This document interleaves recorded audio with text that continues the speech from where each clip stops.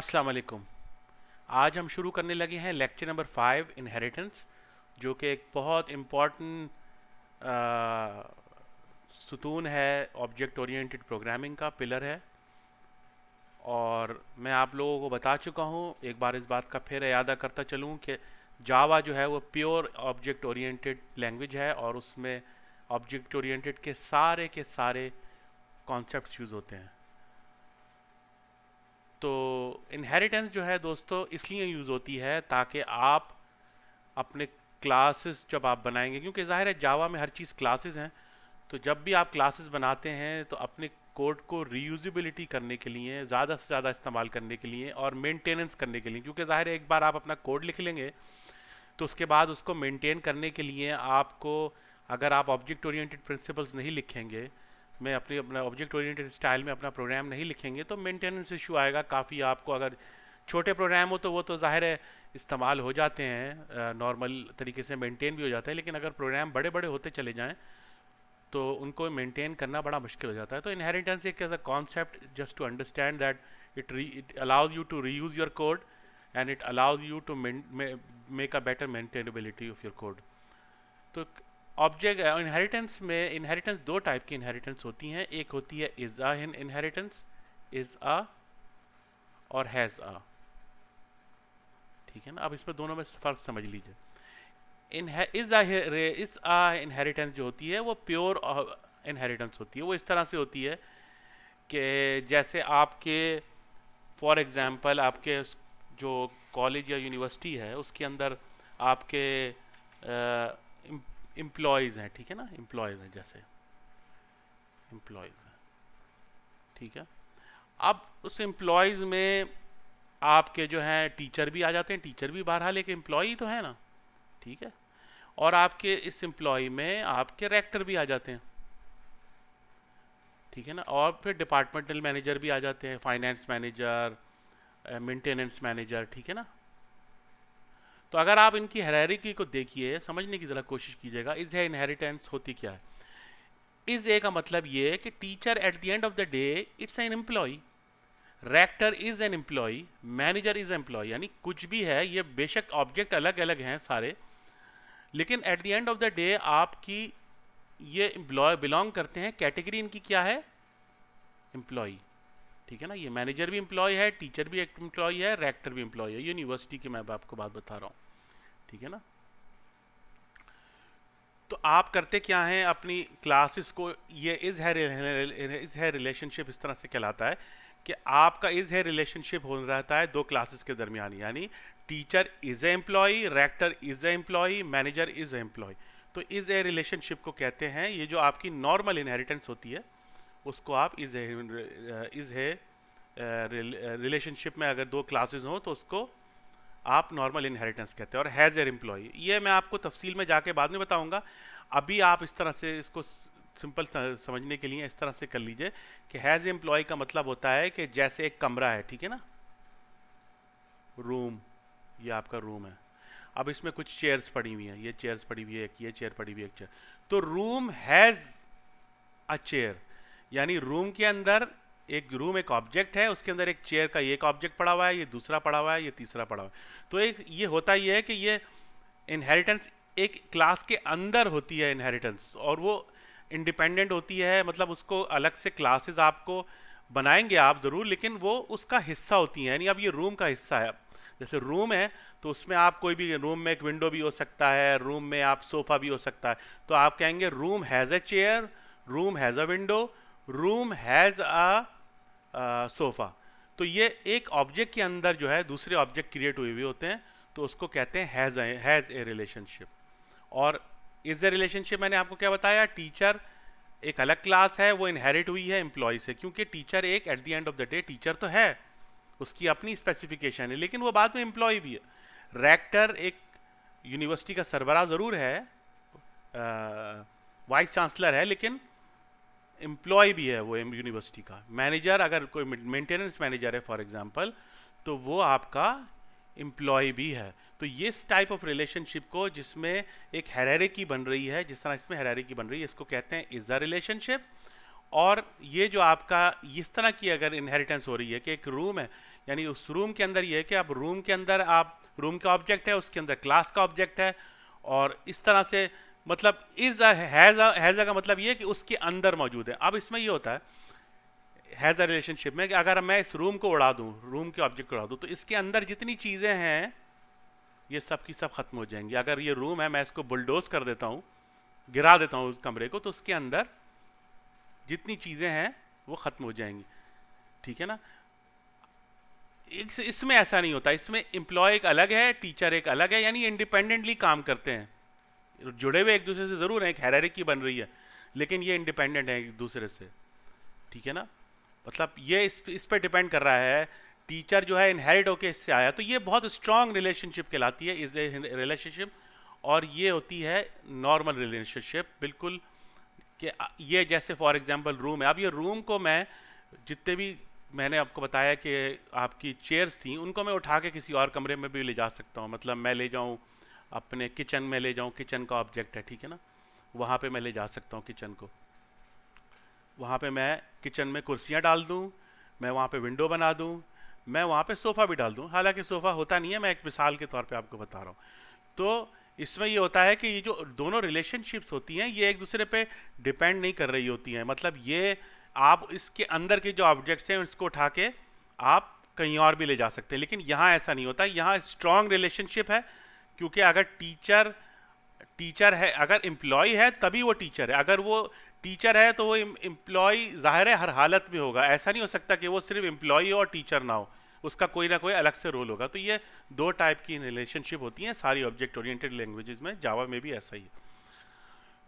तो एक बात का यहाँ पे ध्यान रखिएगा, आप सी प्लस प्लस क्योंकि पढ़ के आ चुके हैं कि जावा जो है वो सिंगल इनहेरिटेंस को सपोर्ट करती है।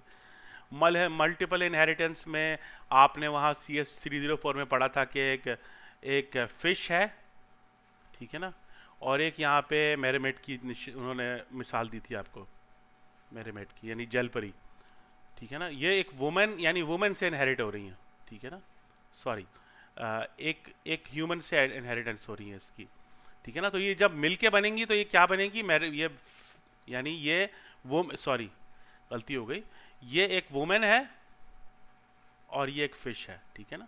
अब इन दोनों को मिला रहे हैं आप, इन दोनों के इनहेरिटेंस को मिला रहे हैं, तो आपके पास क्या बन रहा है, मेरेमेड, यानी वो जलपरी बन रही है। यानी उसका आधा हिस्सा जो है वो वुमेन जैसा है, आधा हिस्सा जो है वो फिश जैसा।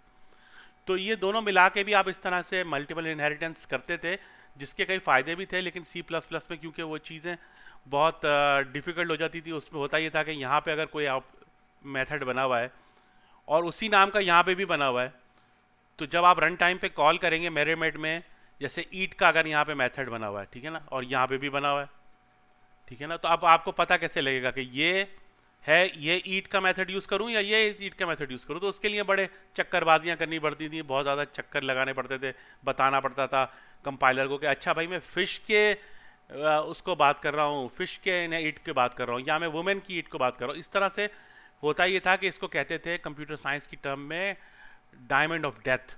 इस तरह से डायमंड का इसका प्रयोग कहते थे कि ये दोनों मिला के एक चीज़ बन रही है, लेकिन ये बन के ये इसको डायमंड प्रॉब्लम भी कहते हैं, डायमंड डेथ भी कहते हैं। तो इससे होता ये था कि नुकसान हो जाता था। तो खैर जावा ने इसको रिमूव कर दिया, जावा ने सिर्फ सपोर्ट किया सिंगल इनहेरिटेंस से। सिंगल इनहेरिटेंस से भी आप वही सारे काम कर सकते हैं जो मल्टीपल से कर सकते हैं। मल्टीपल इनहेरिटेंस तो क्योंकि कॉम्प्लिकेटेड हो जाती है, और multiple inheritance is a relationship में ही होती है, हैज़ ए रिलेशनशिप में नहीं होती है, ये बात याद रखिएगा, ठीक है ना। अच्छा, आपने देखा होगा वहाँ पे आप कोलन का साइन यूज़ करते थे जब आप क्लास में इनहेरिट करते थे, क्लास से इनहेरिट करते थे। यहाँ पे आप कोलन नहीं यूज़ करेंगे, एक्सटेंड का कीवर्ड यूज़ करेंगे, ठीक है ना। All functions are virtual by default, तो वर्चुअल होते हैं यानी वो ओवरराइडेबल होते हैं। सी प्लस प्लस में आप बाकायदा बताते थे कि भाई ये वर्चुअल है और ये वर्चुअल नहीं है, ठीक है ना। तो यहाँ पे बाय डिफ़ॉल्ट सारे वर्चुअल होते हैं, आपको एक्सप्लिसिटली किसी को बताने की ज़रूरत नहीं होती। जो भी आप मेथड बनाएंगे वो ऑटोमेटिकली इनहेरिटेड क्लास में ओवरराइड किया जा सकता है, यानी आप उसका एक अलग से अपना वर्जन बना सकते हैं, ठीक है ना। तो all Java classes inherit from object class, ये मैं आपको बता चुका हूँ। जावा के अंदर हर चीज़ ऑब्जेक्ट है, हर चीज़। तो अगर जैसे आपका टॉप लेवल कोई ऑब्जेक्ट है तो वो भी internally without using the extending keyword, extends keyword, object से इनहेरिटेड होगा, ठीक है ना। यहाँ पे एक डायग्राम दी हुई है, मैं आपको नीचे ले चलता हूँ, वहाँ जाके दिखाता हूँ।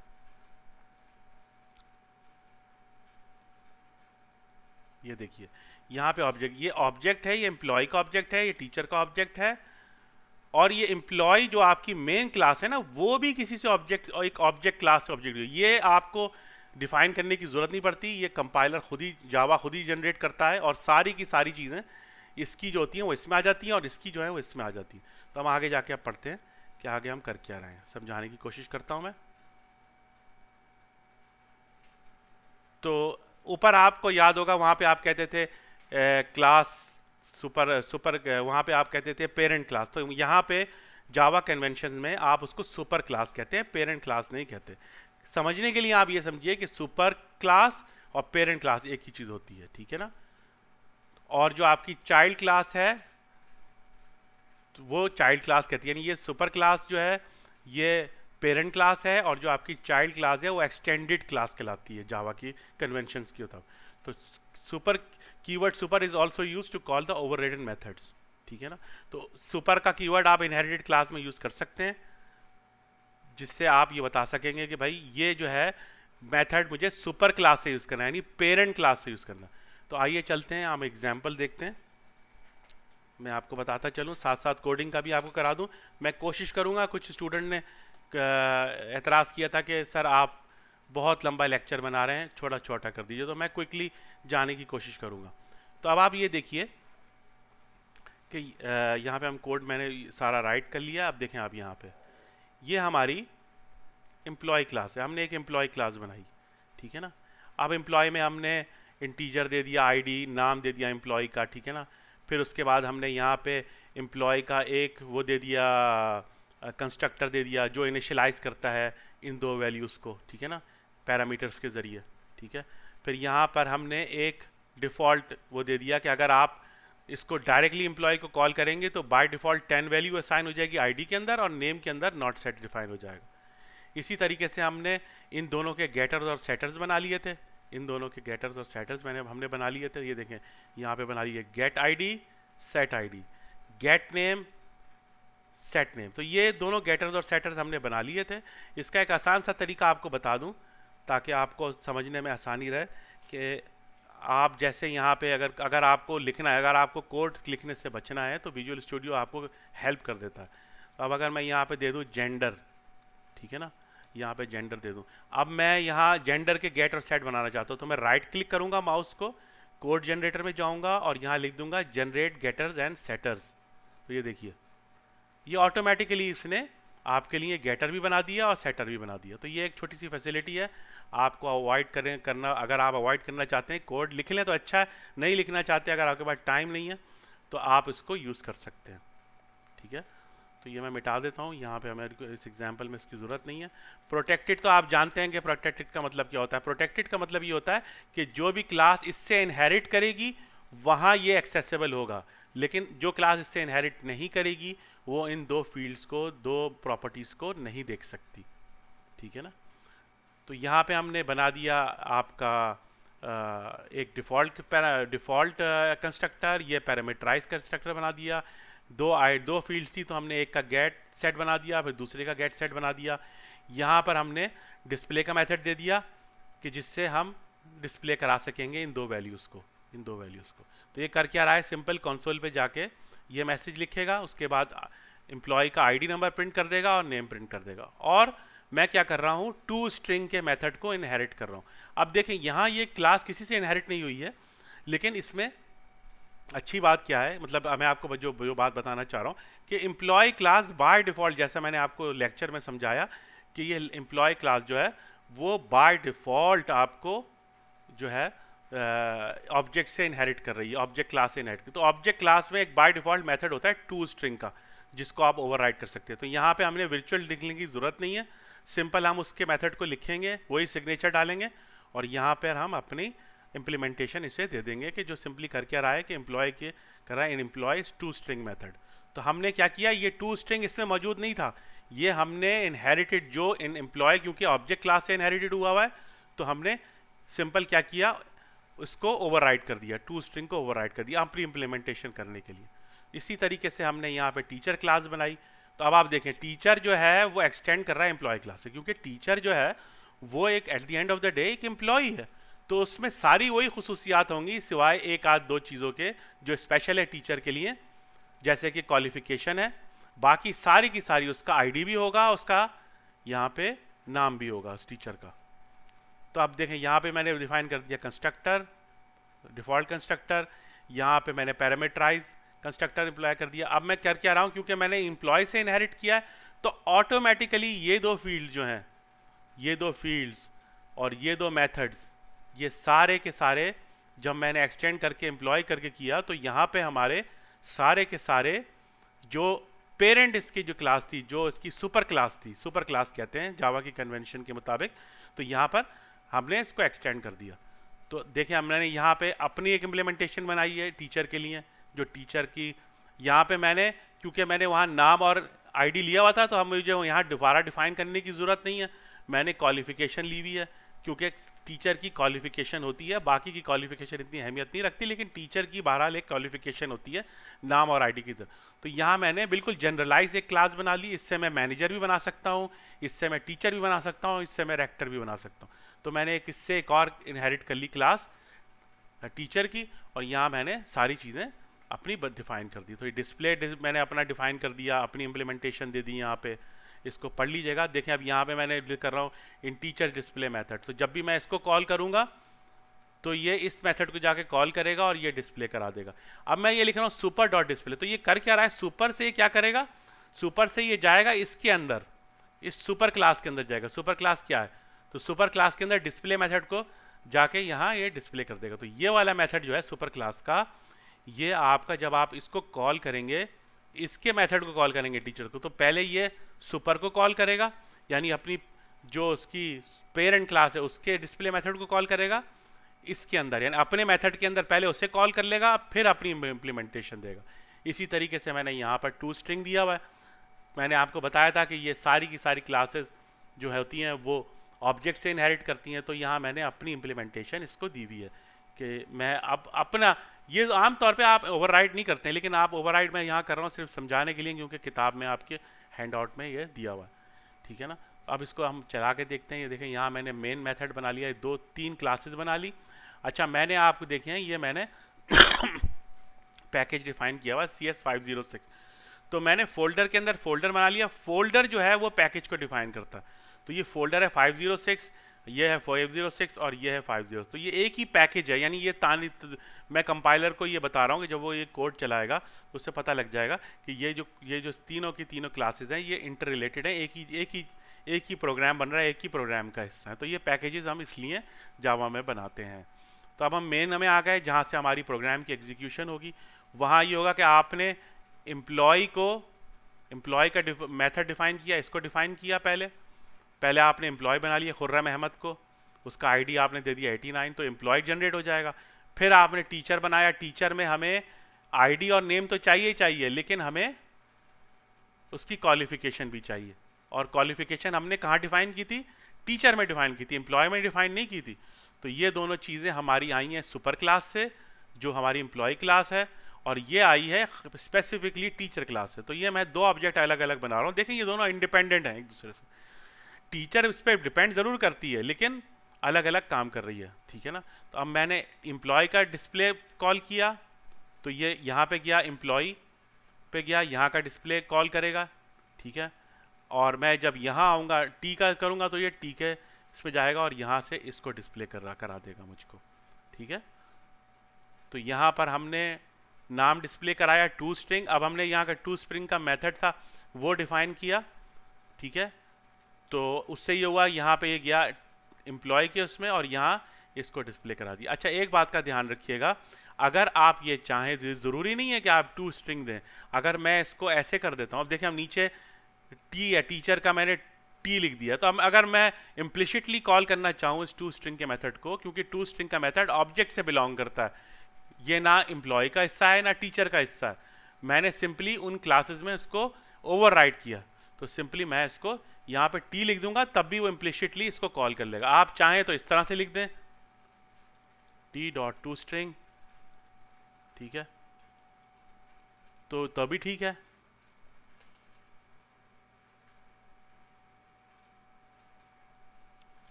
अगर आप चाहें तो इसको ऐसे लिख सकते हैं, ठीक है, तब भी ये चलेगा। और अगर मैं इसको इन दोनों को मिटा दूं, इसको भी मिटा दूं और इसको भी मिटा दूं, तब भी ये काम करेंगे, ठीक है ना।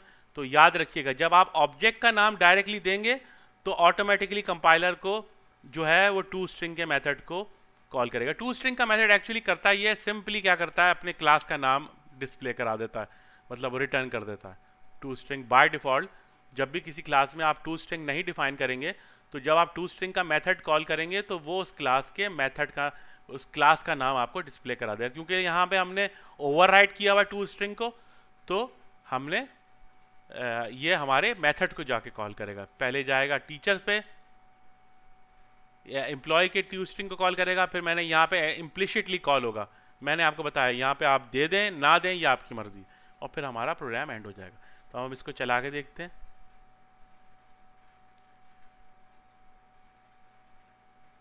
यहाँ मैं क्लियर कर देता हूँ स्क्रीन ताकि आपको समझ में आ जाए सही तरीके से। ये देखिए, तो ये क्या हुआ जरा समझने की कोशिश कीजिएगा। यहाँ हमने एम्प्लॉय का ऑब्जेक्ट बनाया, ठीक है ना, ये एम्प्लॉय का ऑब्जेक्ट बन गया। फिर हमने टीचर का ऑब्जेक्ट बनाया। एम्प्लॉय से पहले एम्प्लॉय का ऑब्जेक्ट है, फिर टीचर। टीचर किससे इनहेरिट हो रहा है, एम्प्लॉय से इनहेरिट हो रहा है। तो टीचर का ऑब्जेक्ट बनाया, तो हमने यहाँ पे इसको इसकी क्वालिफिकेशन भी दे दी, ठीक है ना, ठीक है ना। तो यहाँ पे हमने एम्प्लॉय 91, आईडी इसका 91 है, नाम इनका अली रज़ा है, इनकी क्वालिफिकेशन है पीएचडी। तो यहाँ मैंने इसकी क्वालिफिकेशन भी दे दी, ठीक है ना। तो हमें करना ये पड़ा, हमने जो कॉमन फील्ड थी सारी क्लासेस की वो एक जगह रख ली, और जो स्पेसिफिक टू द ऑब्जेक्ट थी वो हमने ऑब्जेक्ट के साथ रख दी। क्वालिफिकेशन, क्योंकि एम्प्लॉय की क्वालिफिकेशन ज़रूरी नहीं होती, लेकिन टीचर की बहरहाल एक क्वालिफिकेशन होनी ही होती है क्योंकि वो पढ़ाता है। तो हमने इसको क्लास टीचर के अंदर डिफाइन किया, और इन दोनों को हमने यहाँ डिफाइन किया, और इससे हमने इनहेरिट कर लिया टीचर क्लास को। और हमने सिंपली यहाँ दोनों के अलग अलग, यानी ये डिस्प्ले मेथड कॉल करेगा एम्प्लॉय का, और ये डिस्प्ले मेथड करेगा टीचर का, ठीक है ना। और यहाँ पे आपका एम्प्लॉय का टू स्ट्रिंग कॉल हो जाएगा, और यहाँ पे टीचर का टू स्ट्रिंग कॉल हो जाएगा, और इस तरह से आपका प्रोग्राम एंड हो जाएगा। तो इसी तरीके से देख लीजिएगा, ये कोर्स बड़ा सिंपल है। तो सिंपल आपको बात क्या समझनी है, इनहेरिटेंस आप क्यों यूज़ करते हैं, ताकि आप अपने कोड को रीयूजेबल बना सकें, कोड कम से कम राइट कर सकें, और जब आपका प्रोग्राम बड़ा हो जाए तो उसको मेंटेनेंस के हवाले से, अब अगर मैं चाहूँ इससे मैं 10 क्लासेस और बना सकता हूँ, मैनेजर भी बना लूँ, रेक्टर भी बना लूँ। अब बाद में फॉर एग्जांपल रिक्वायरमेंट आती है कि जी आपको जेंडर हटा देना है। अब मैं यहाँ पे अगर मैं एम्प्लॉय लिखता हूँ, ये देखिए यहाँ पे मैं लिखता हूँ gender, protected gender, protected string gender, तो ऑटोमेटिकली आप देखिए यहाँ पर भी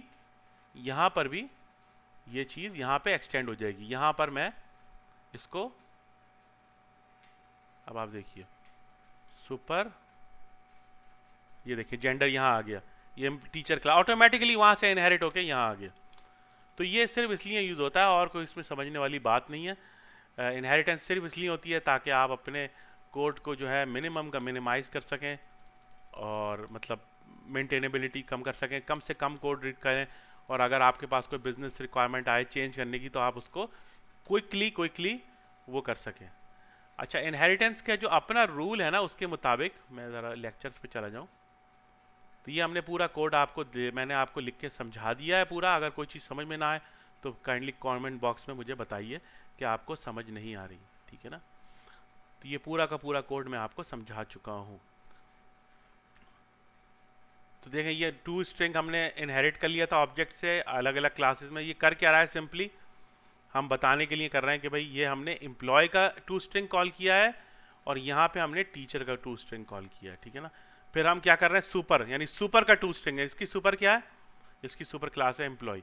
तो हम पहले जब यहाँ से हम टू स्ट्रिंग कॉल करेंगे तो इसके में जाएगा, फिर यहाँ से इसके टू स्ट्रिंग में जाएगा और इसको कॉल करेगा।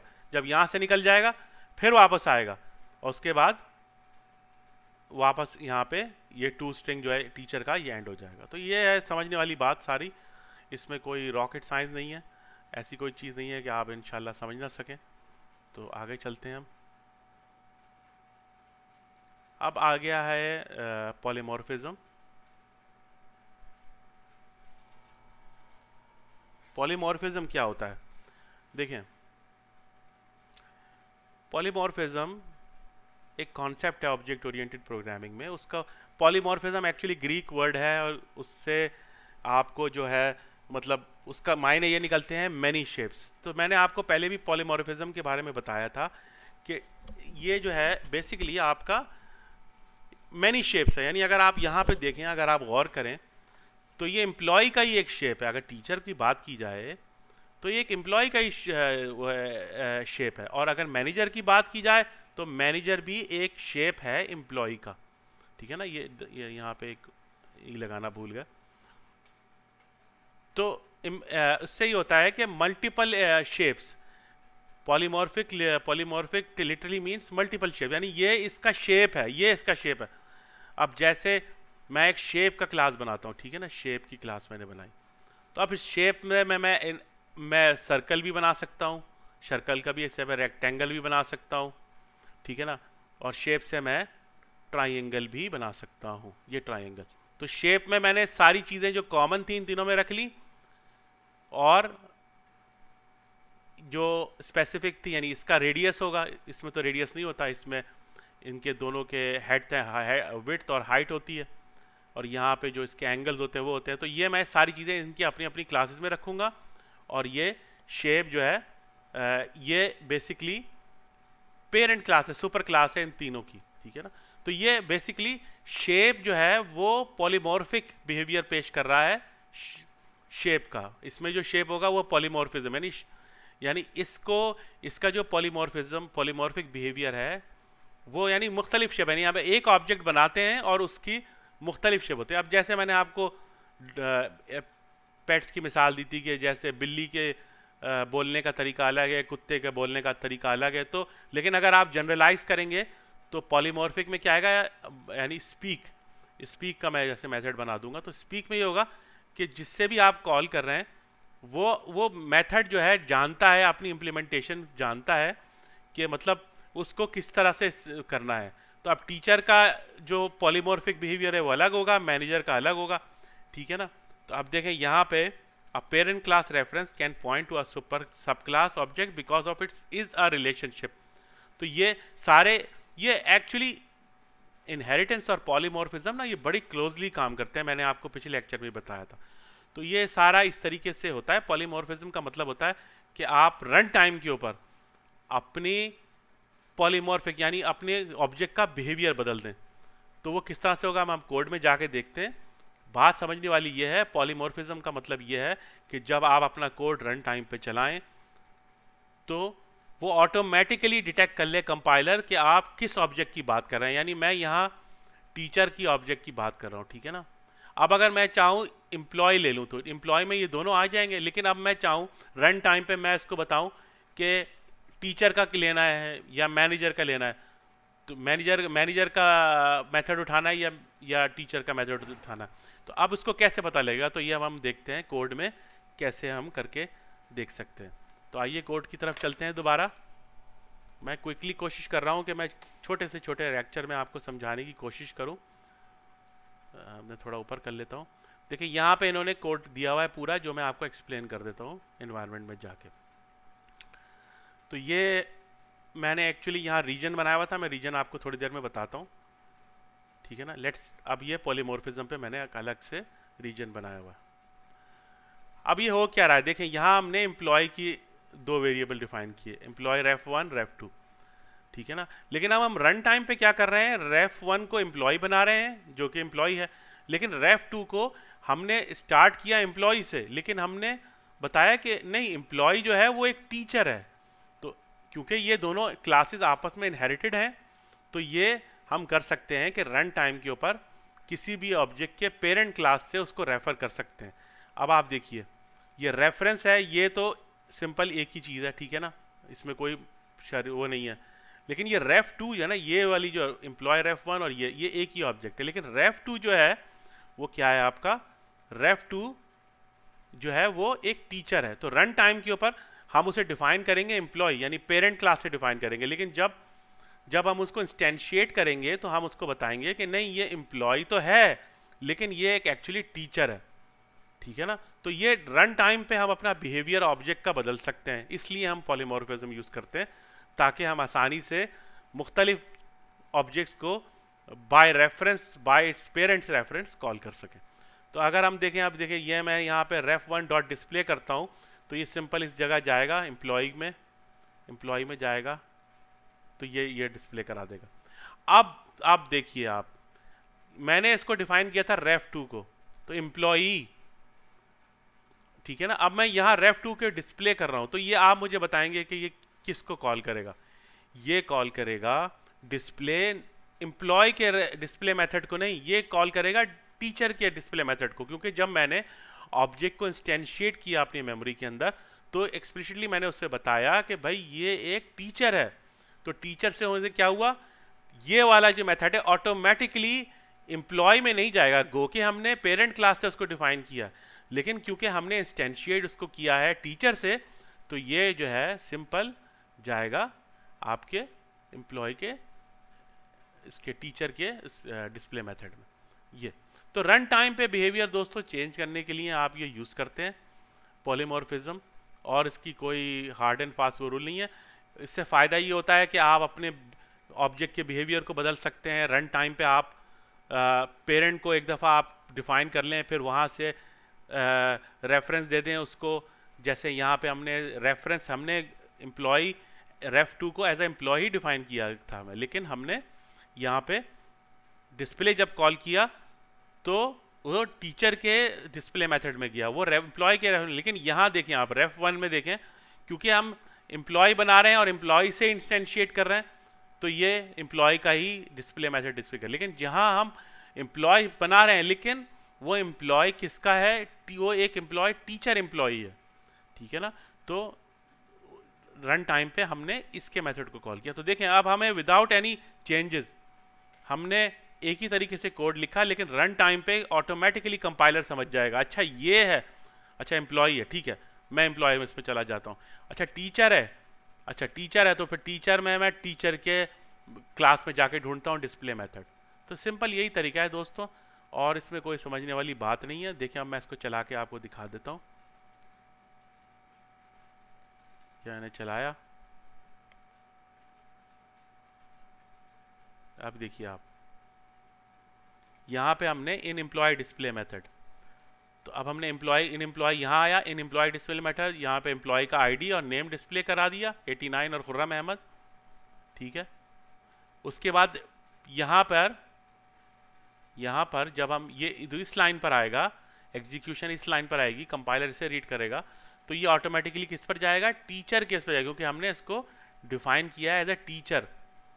ठीक है ना, तो ये क्या करेगा, यहाँ पे देखें टीचर, ये यहाँ पे देखें ये कॉल कर रहा है in the teachers qualification method PhD। देखें यहाँ पे आया इन टीचर्स डिस्प्ले मेथड और यहाँ पे टीचर क्वालिफिकेशन PhD, ये देखें यहाँ पे डिस्प्ले हो रहा है। तो ये रन टाइम पे बिहेवियर बदलने के लिए होते ही हैं चीज़ें। पॉलीमॉर्फिज्म इसलिए होती हैं कि भाई मैंने जैसे बताया, और ये पॉलीमॉर्फिज्म, इनहेरिटेंस, इनकैप्सुलेशन मैं आपको बता चुका हूँ कि ये जो चीज़ें हैं ये बहुत क्लोजली काम करती हैं इस चीज़ की। तो इसको समझने के लिए यही समझिएगा कि आप किसी भी एक शेप पेरेंट क्लास बनाएं, फिर उससे इनहेरिट करके उसकी सब क्लासेस बनाएं उससे मिलती जुलती। तो कोड रीयूजेबिलिटी के लिए, मेंटेनेंस की आसानी करने के लिए आप ऑब्जेक्ट ओरिएंटेड के प्रिंसिपल्स को यूज़ करते हैं, और इसका कोई समझने वाली इसमें कोई ऐसी बात नहीं है। अच्छा, यहाँ पर कुछ चीज़ें रह गई हैं, मैं जल्दी से आपको एक्सप्लेन कर देता हूँ। टाइप कास्टिंग ये होता है कि भाई आप अपने किसी ऑब्जेक्ट को किसी दूसरे ऑब्जेक्ट में चेंज कर रहे हैं। अब देखें जैसे यहाँ पे प्रिमिटिव डेटा टाइप्स, तो आपने इंटीजर डिफाइन किया 10, ठीक है ना। अब 10 जो है अगर आप उसको डबल में कन्वर्ट करना चाहेंगे तो ऑटोमेटिकली आराम से कन्वर्ट हो जाएगा। क्यों? क्योंकि जो डबल है वो ऑटोमेटिकली एक इंटीजर भी है, क्योंकि ये एक स्मॉलर डेटा टाइप है और ये बिगर डेटा है। इसमें ज़्यादा चीज़ें ऐड हो सकती हैं और इसकी रेंज ज़्यादा और इसकी रेंज कम है। तो ये इसमें अकोमोडेट कर सकता है, लेकिन ये इसमें अकोमोडेट नहीं कर सकता। तो जावा के अंदर जो आपकी अपकास्टिंग होती है, यानी अगर आप किसी छोटे ऑब्जेक्ट से बड़े ऑब्जेक्ट की तरफ जा रहे हैं, यानी अगर आपने इंटीजर यहाँ डिफाइन किया, ठीक है ना, और फिर दूसरा आपने डबल बी, तो आप ए की वैल्यू 10 को बी में डालेंगे तो 10 डबल हो जाएगा, ठीक है ना, बी की वैल्यू 10 हो जाएगी और वो डबल डिफाइन हुआ है, तो आराम सुकून से हो जाएगा, कोई मसले वाली बात ही नहीं होगी। इसी तरीके से आप देखिए कि जब हमने क्लास डिफाइन की थी, इसमें कोई डाटा लॉस नहीं होगा। देखें, आप देखें 10 क्योंकि डबल 10 में भी आ सकता है, इंटीजर में भी आ सकता है, ये ज़्यादा मेमोरी लेता है, ये कम मेमोरी लेता है।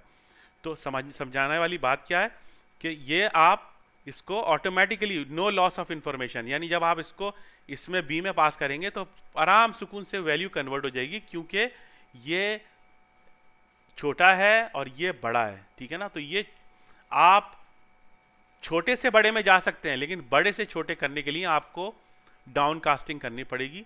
तो उसका तरीका मैं आपको बताता हूँ। देखिए, तो यहाँ पे हम जैसे क्लास है, class employee is equal to new is equal to teacher, ठीक है ना। तो यहाँ पे मैंने जैसे आपको पॉलीमॉर्फिज्म में बताया कि एम्प्लॉय न्यू टीचर, तो हमने एम्प्लॉय का ऑब्जेक्ट बनाया, लेकिन हमने इंस्टेंशिएट करते हुए उसको बता दिया कि भाई ये एम्प्लॉय तो है लेकिन ये टीचर है, ठीक है ना। तो ये इस तरीके से डिफाइन हो जाए। तो अब अगर हम यहाँ पे मैं आता हूँ, ठीक है, यहाँ पे अब मैं इसको कन्वर्ट कर सकता हूँ। अब मैं टीचर को मैं असाइन कर दूंगा वैल्यू एम्प्लॉय की, ठीक है ना, तो कोई मसला नहीं है। लेकिन इसका उलट नहीं हो सकता कि मैं टीचर डिफाइन करूं और उसको एम्प्लॉय में कर दूं, क्योंकि एम्प्लॉय जो है वो पेरेंट है, एम्प्लॉय जो है वो मेन है, उसमें क्वालिफिकेशन नहीं है, तो वो कन्वर्ट नहीं कर पाएगा टीचर को, ठीक है ना, कन्वर्ट नहीं कर पाएगा इस तरीके से, ठीक है ना। तो इसलिए ये सब चीज़ें इस्तेमाल होती हैं। मैंने आपको फिर रिपीट कर दूं, आप एक ऐसी चीज़ को जो छोटी है, यानी टीचर जो है वो छोटा है, एम्प्लॉय बड़ा है, ठीक है ना, ठीक है ना। तो एम्प्लॉय आप डिफाइन कर सकते हैं एज अ टीचर, एम्प्लॉय में आप डिफाइन कर सकते हैं, लेकिन आप टीचर को एज अ एम्प्लॉय डिफाइन नहीं कर सकते। यानी अगर मैं यहाँ पे टीचर लिखूँ और यहाँ पे एम्प्लॉय लिखूँ तो ये काम ऐसे नहीं बनेगा, ठीक है ना। तो ये इसलिए यूज़ होता है कि आपकी जो आप कास्टिंग करने के लिए आपको converting a smaller data type into a bigger one, implicit we don't have to do something special। तो जब भी आपको कन्वर्जन, ऐसे कई बार मौके आते हैं कि आपको अपना कोड जो है वो करना पड़ता है, कन्वर्ट करना पड़ता है छोटे से बड़े, बड़े से छोटे, ऐसा हालांकि कम होता है लेकिन होता है, इसलिए मैं आपको बता रहा हूँ। तो ये अप कास्टिंग, और यहाँ पे एक कॉन्सेप्ट है डाउन कास्टिंग। तो डाउन कास्टिंग में ये होता है, यहाँ आपको थोड़ा केयरफुल रहना पड़ता है, क्योंकि देखें अब यहाँ पर इन्होंने डबल लिया है 7.65, और फिर यहाँ पे इस डबल की वैल्यू को हमने, अगर हम डायरेक्टली बी में असाइन कर देंगे तो क्या होगा, 0.65 की जो वैल्यू है वो ट्रंकेट होके 7 सिर्फ स्टोर हो जाएगा, क्योंकि इंटीजर में आप फ्रैक्शनल वैल्यू तो स्टोर कर नहीं सकते, तो ये डाटा लॉस हो जाएगा। तो इसको इम्प्लिसिटली आपको कन्वर्ट करने के लिए, अगर आपके पास ये सिचुएशन आए प्रोग्रामिंग में जहाँ आप एक बड़ी डाटा टाइप से छोटी डाटा टाइप में जाएंगे, तो वहाँ आप सिंपली ये सी लैंग्वेज में और C++ में भी इम्प्लिसिट कन्वर्जन आप इसको कर सकते हैं, सॉरी एक्सप्लिसिट कन्वर्जन करते हैं। यहाँ बताएंगे आपको कि ये ए मैं जानता हूँ डबल है, लेकिन प्लीज़ इसका मुझे इंटीजर वैल्यू दे दें। तो ये क्या करेगा, 7 उठा के इधर सेव कर देगा। अगर आप ये कन्वर्जन नहीं करेंगे तो ये कंपाइलर आपको एरर दे देगा कि भाई मियाँ ये तो ए था, तो आपने ये बी में कैसे स्टोर कर दिया, ए तो फ्रैक्शनल वैल्यू लेता है, मैं बी में फ्रैक्शनल वैल्यू कहाँ डालूंगा मैं भाई।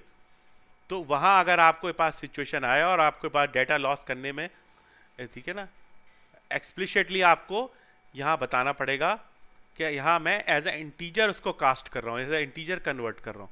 तो जब इंटीजर कन्वर्ट करेंगे तो ये कन्वर्ट हो जाएगा, लेकिन इसमें आपके साथ होगा ये कि सिर्फ ये 7 वैल्यू जो है, बी की वैल्यू 7 हो जाएगी और 0.65 जो है वो ट्रंकेट हो जाएगा।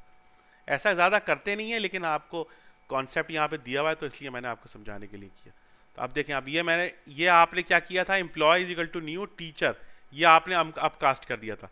अब अगर आप इसको दोबारा से टीचर में कन्वर्ट करना चाहें, ई जो है वो एम्प्लॉय है, ठीक है ना, आपने इसको इंटेंशिएट किया टीचर से, अब आप इसको वापस टीचर में एक अलग से ऑब्जेक्ट में स्टोर करना चाह रहे हैं, तो आपने, क्योंकि ये ई है, ये एम्प्लॉय है, ये टीचर नहीं है, गो कि हम रन टाइम पे इसको टीचर बना रहे हैं, लेकिन ये एज अ हमने डिफाइन किया हुआ एम्प्लॉय, तो इसको वापस टीचर में कन्वर्ट करने के लिए यहाँ हमें एक्सप्लिसिटली डिक्लेरेशन देनी पड़ेगी कि भाई ये एम्प्लॉय था, प्लीज़ इसको मुझे आप टीचर में कन्वर्ट करके दे दें।